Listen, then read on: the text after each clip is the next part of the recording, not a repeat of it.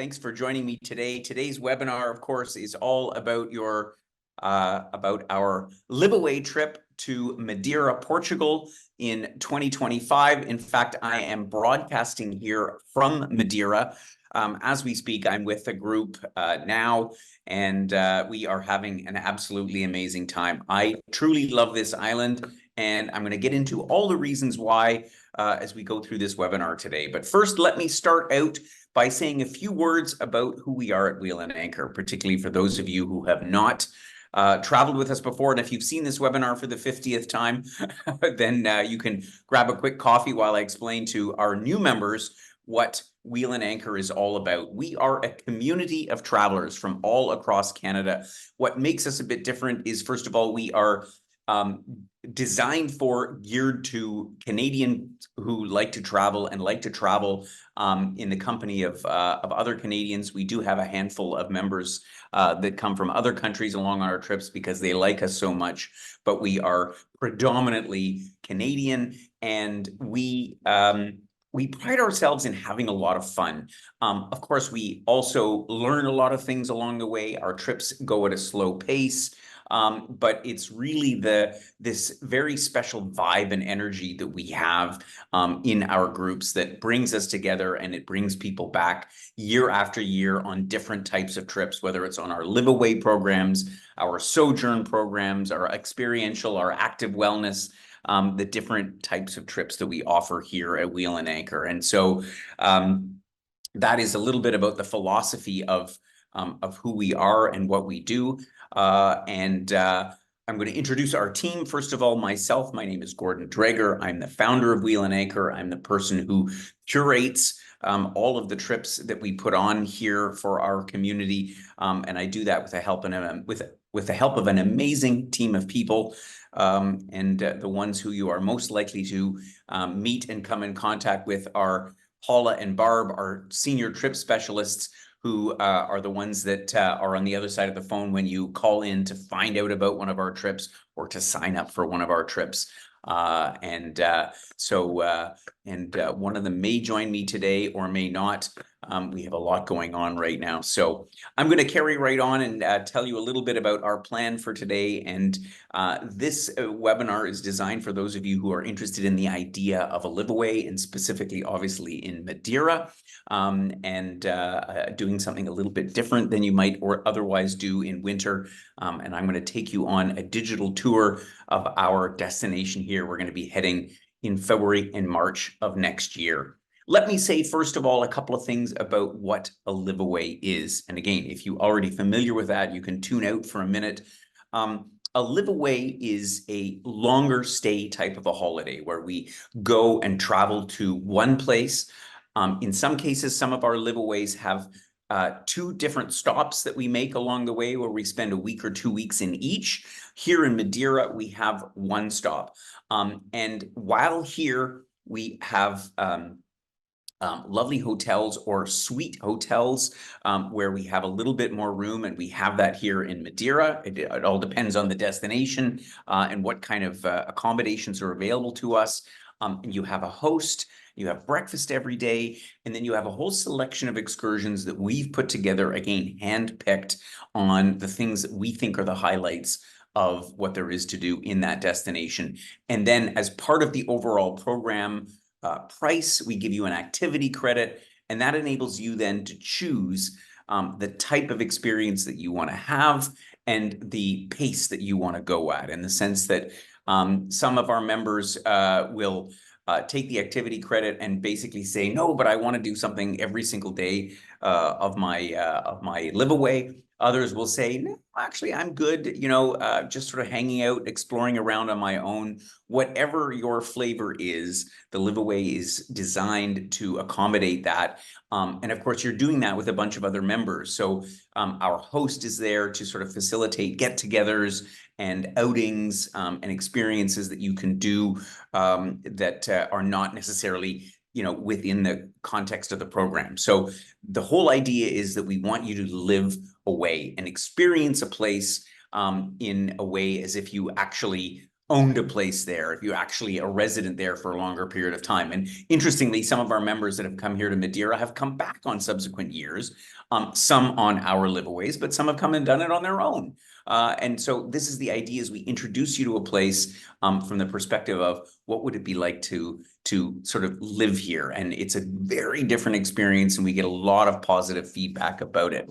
We run liveaways not only to Madeira, but to a number of other destinations in the Mediterranean in the Mediterranean and the Atlantic, are so-called temperate liveaways. So, for example, we currently, and at the very moment, we have groups in Cyprus, in Malta. Next year, we're going to be offering the Canary Islands in conjunction with Madeira. So if you're interested in, for example, coming for a couple of weeks to Madeira and carrying on to the Canary Islands, we're going to have a liveaway there. We're going to be going to Mallorca next year as well. And then we have our tropical liveaways. So that's currently in Southeast Asia. We're heading to Thailand. Koh Samui is a very popular liveaway that we run, as well as to Bali, Indonesia, and those two are also combinable. So that's the idea of our liveaways. We're rolling out new ones every year. As I mentioned, we've got a couple of new ones coming up next year. And the idea is that you can also combine them. So some of our members that were here in Madeira for 2 weeks are now in Malta. And some of the ones that were in Malta continued on to Cyprus.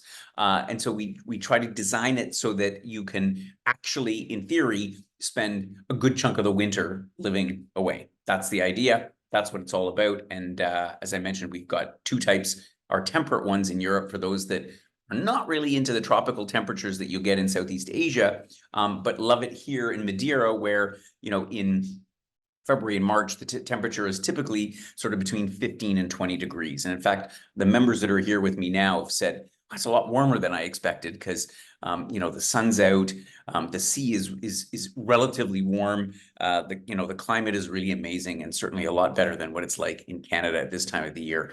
Just going to share a few photos with us of some of our members that have joined us on this year's trip to Madeira. Again, there's some amazing excursions that we do all around the island. Here's an amazing shot from the north side of the island. It's a volcanic island.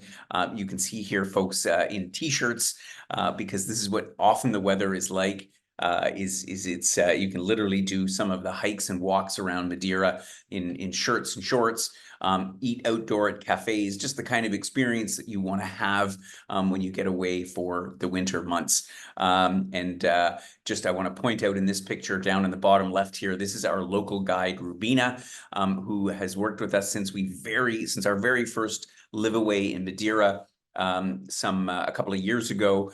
She's an amazing local guide, an encyclopedia of information, but more importantly, she loves entertaining our Canadian groups when they come to Madeira, and really puts on a very special experience for us. So this is what in this shot here, this is our host from last year and this year, Rose, who has really quite taken a liking to Madeira. She comes for the whole season and enjoys spending time with our members on all of the different outings that we do. We have boat trips. You can go dolphin watching here. There's all kinds of amazing things. Actually, a great shot here from the farewell dinner with the sunset in the background. Some amazing times.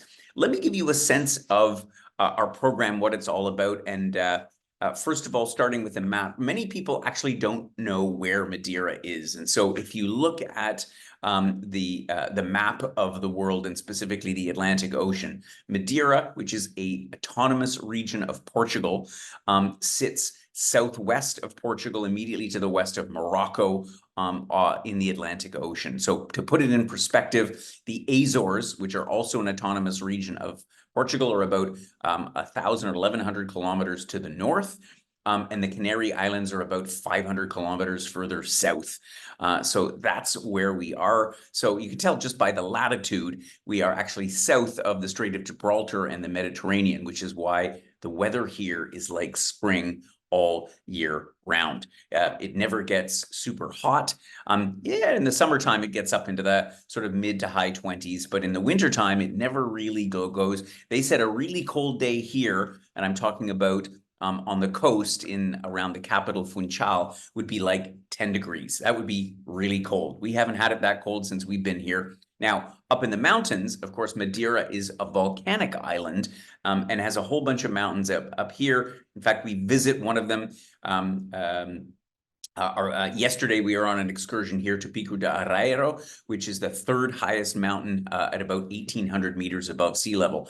Up there, the temperature can definitely drop down into the single digits, and even once in a while, they get snow up here. Again, we haven't seen that, and certainly coming from Canada, we don't need to see any more snow, but it's really amazing to have this incredible volcanic range of mountains through the center of the island that really gives it this incredible scenery that we see from one place to the other. We stay in Funchal, more specifically in the area just to the west of Funchal here, which they call the Lido area. This is where a lot of the condominiums and hotels and so on, the more modern part of the city is, but it's a very short hop on the bus or walking. A lot of our members walk downtown. It takes about a half an hour to the old town, the center of Funchal, which is a really lovely, and you'll see from some of the shots, it's a really lovely town, cobblestone streets. Everything is super clean and tidy, great restaurants. And again, the beautiful thing about Madeira is the fact that the island is small. It's like, I think it's 50 kilometers as the crow flies from one end to the other. There's lots of windy roads, but you can get from our base here in Funchal to pretty much any point on the island within about an hour's drive. In fact, today, and I'll tell you about this in a minute, we did the North Tour. So we were up here in Porto da Cruz. We went through Santana and São Jorge, and then we came back down here to a lovely village at the end of the day. It took a cable car ride just underneath Cabo Girao down here. And I think the most amount of time we spent in the van was about 45 minutes. So everything is very compact. I'll tell you a few things about our hotel, which is we're going to a new hotel. I've been wanting to stay in this hotel since we started the program, but it's been always a little bit difficult to get some space. But now that we have a bit of a reputation for these liveaways, they're quite willing to accommodate us. The Portamare Hotel in the center of the Lido district. It's part of a larger complex that also includes luxury residences. It has terraces, pools with a beautiful view overlooking the Atlantic Ocean. It's got indoor pool facilities. I think there are 3 restaurants within the complex at the Porto Mare, obviously bar, and it's very elegantly designed property. And so we have a couple of different categories of rooms that are available, our standard sea view room and our superior rooms, as well as, sorry, some of my slides seem to be not loading up. But then we also have the ability to upgrade to some, larger 1-bedroom type suite. So it's a terrific property in the center of the Lido in a great location, and really excited to be staying at the Porto Mare next year. So what do you do on a liveaway? What do you do in Madeira? Because what's interesting is we originally did this liveaway as a 4-week only program the very first year in 2022 when we did this. And last year we switched to the option to do 2 weeks or 4 as we did this year. And a lot of our members stay for the full 4 weeks. And those that came and stayed for 2 weeks, and I saw some of them who left in the last group after the last 2 weeks, and they'd said, I wish somebody would have told me to stay for 4 weeks, because you don't realize how many things there are to do in this relatively small island. And it's really worth considering to staying for the whole length of time. This is a beautiful shot, by the way, overlooking Funchal, which is again the capital city, the old town being down here on the port, and where we stay is in the Lido area, which is just over in this part of town over here. We make various trips around the island with Rubina as our guide, and so we visit the east part of the island. The east part of the island, on the east tour, this is where we go up to Pico d'Areiro. That's the mountain I was just saying, the third highest mountain on the island, where we have some amazing views of the volcanic ranges and the high mountain scenery. We also get to see the oldest volcanic range. That's the easternmost peninsula of the island. For example, what I've done when I've been here accompanying trips like this one is I've organized a hike that is outside of the scope of the excursions that you normally book. But if I find that there's people that enjoy hiking on Madeira, then we organize a few extra ones in addition to the ones that are included in the program. And I know that our host Rose does the same thing. We also visit on the East Tour, the village of Santana, see some of the traditional houses, and we really get a sense of the landscape of the volcanic landscape of the island. On our North Tour, this is actually the trip that I came from just today. We see some of the incredible, very steep coastline of the north part of the island. We visit a rum factory. You can see palm trees here because we are in I wouldn't even call it a subtropical climate, but it's warm enough that they have tons of banana plantations. They grow passion fruit here, mangoes. All of these tropical fruits are grown on this island, and they also make sugarcane, which is used to make rum and the famous local drink poncha. We sample some of that on our North Tour. We also visit a wine museum because in addition to Madeira wine, which if you watched my newsletter from last week, I talked a little bit about Madeira wine that was very famous back in the 18th and 19th centuries. Today, it's not as common. I mean, most people use it for cooking, but it is really quite a delicious fortified wine. So we learn a little bit about that as well.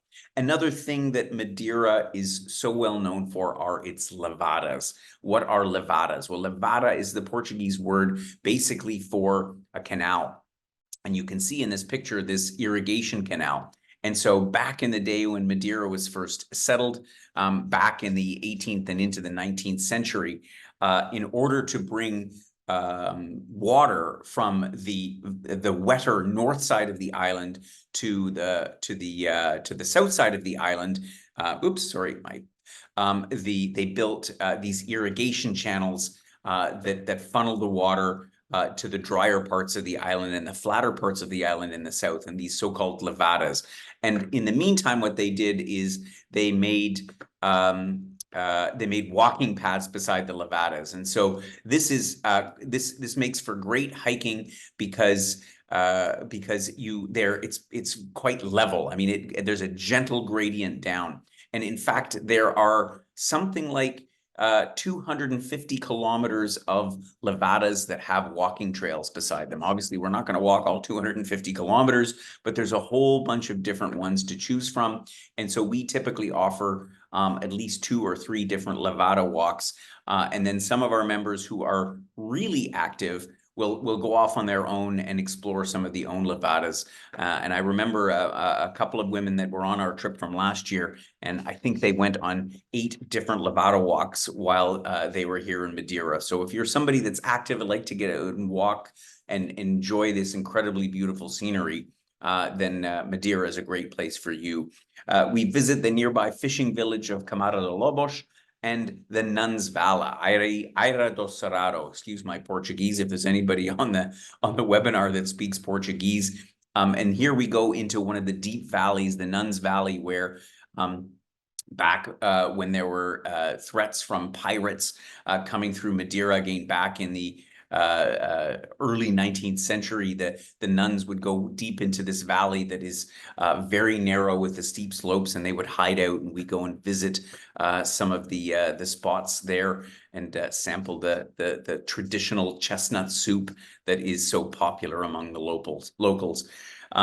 We, of course, as with all of our liveaway trips and all of our tours, we place a lot of emphasis on food and wine. So on our flavors trip, we'll sample everything from the local chocolate to the delicious Portuguese sandwiches that they make, and the pastries like pastéis de nata, which of course is not originally from Madeira so much as the mainland, but it still is a mainstay of the cuisine here. And perhaps most famously, the espada, or the the esparo, the scabbard fish, which is the ugliest looking fish that you've ever seen, but tastes absolutely delicious. And that is a staple of the cuisine here. We'll also learn, as I said, about Madeira wine, how it's made, how it's different than port wine or sherry, even though the taste is in some ways quite similar. So we do that on our food and wine tasting. And of course, one of our most popular excursions is up to the Monte Palas Tropical Gardens.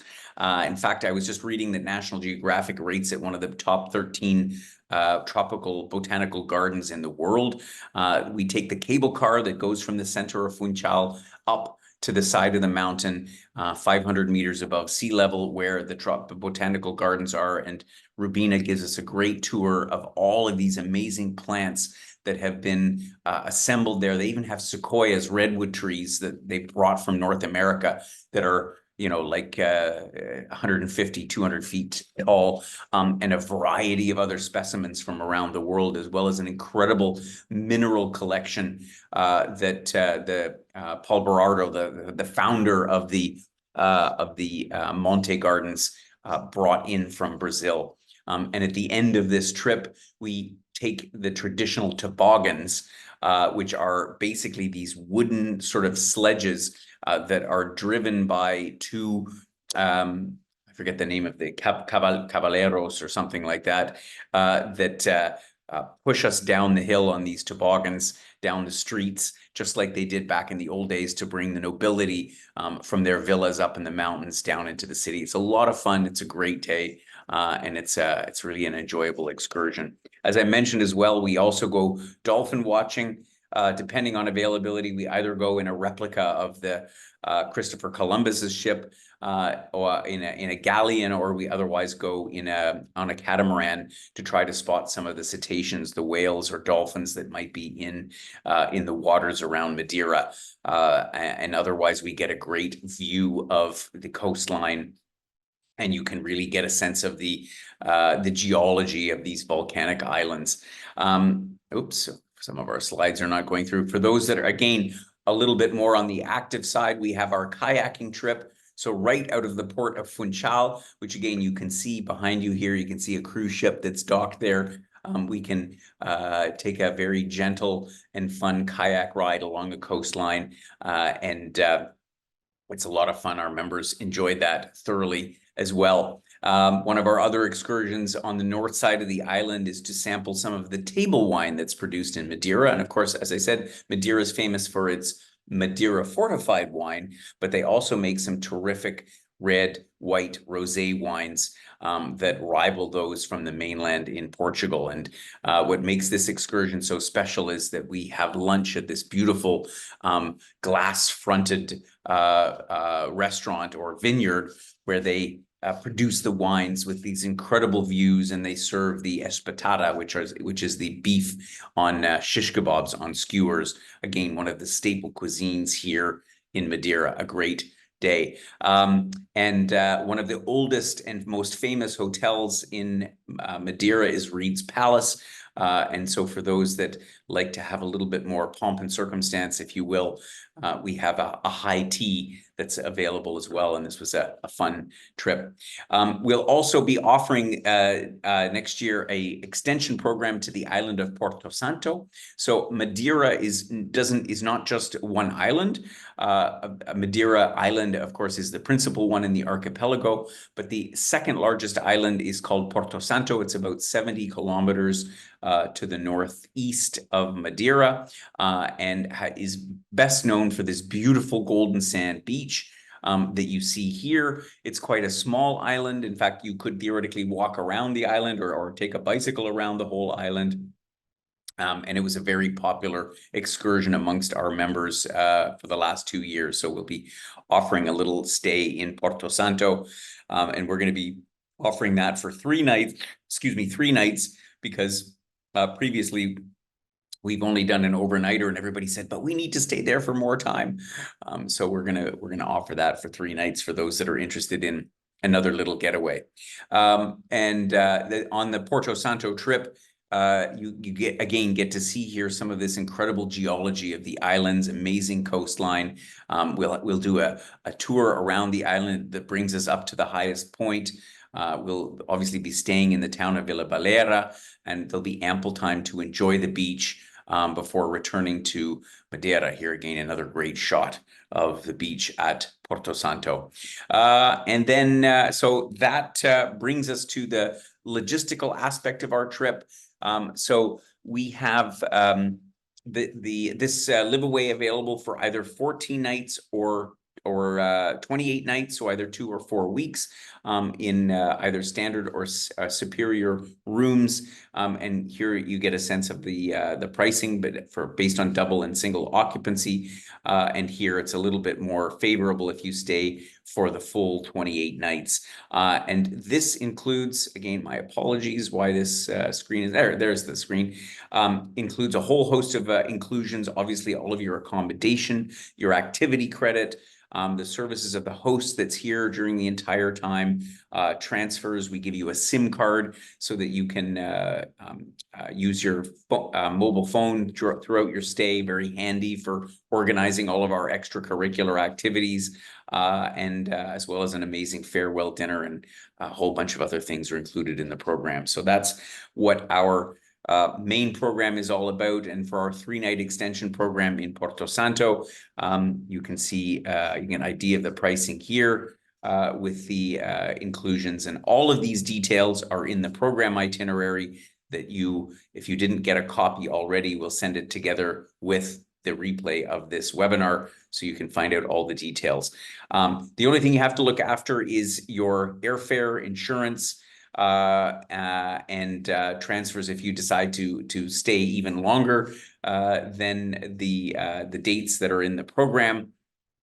And what's good to know about getting to Madeira is that they now have a service from Toronto via the Azores directly to Madeira. The plane does make a technical stop in the Azores, but it's the same flight that goes all the way through. So that's a new thing that was just introduced a few months ago. So Madeira is actually coming onto Madeira is coming onto the radar screen of Canadians, and I'm very happy about that because, as I say, from the feedback we've gotten from members, people really enjoy this island. As a bit of an early booking bonus for this trip, if you book before the 30th of May, you can take our fantastic West Tour for free. I didn't describe the West Tour on here. Our West Tour goes up to Porto Moniz, where they have the sea pools, where the sea pours in, and you can actually swim in the Atlantic without having to brave the open water, as it were. In fact, we're headed out on the West Tour tomorrow, and I'm looking forward to taking a swim in those Atlantic sea pools. A lot of fun. Time to answer any questions, and I think some have come in, so Barb will help me field questions from any members that have posted them in the Q&A box. You can put your questions in either the chat box or the question and answer, the Q&A box on your screen. And otherwise, if you have a question about this trip or any of our trips, you can, of course, call Paula or Barb at any time to get all of the information that you need. So, Barb, any questions that have come in from our members? Yeah, we've got a couple. So there's a question about if any of our other trips will be able to be combined in terms of the dates with this one. Yes. All of our temperate liveaway trips are organized so that they run back to back. So whether it's Madeira, Cyprus, Malta, the new Canary Islands trip that is we won't release until probably early May, because I'm actually on my way from here to the Canary Islands to finalize some of the arrangements for that trip. But it will be back to back with this trip. Okay. And Senegal and Gambia, is that an option or no? Do you know? No, that will be, I don't know yet. So yeah, we are also going to be offering a trip to Senegal with an amazing yacht cruise up the Gambia River in the Gambia. But the dates for that are not yet firm. We'll see if they correspond. I can't confirm that just yet because, again, I'm also heading there very soon in order to settle all that. Yeah. Okay. Yeah, I know a lot of the liveaways are just slowly being released. So yeah, somebody else is asking about Malta.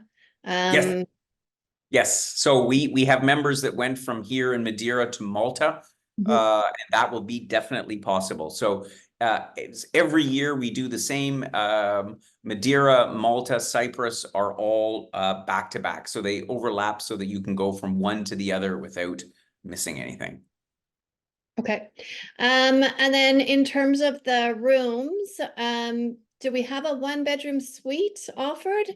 Yeah, I believe, and yet I didn't see it on the list here. I believe Yeah. there is one offered, so we'll clarify that for you, and let you know if there are one bedroom suites and what the rates are for that. So let us get back to you on that because I didn't see it on the list on the webinar. So. Right. Okay. And also, are any of them offered with a kitchenette at all, or is breakfast included? Yes, we do include breakfast on the liveaways for this program here, and the rooms do have a small kitchenette.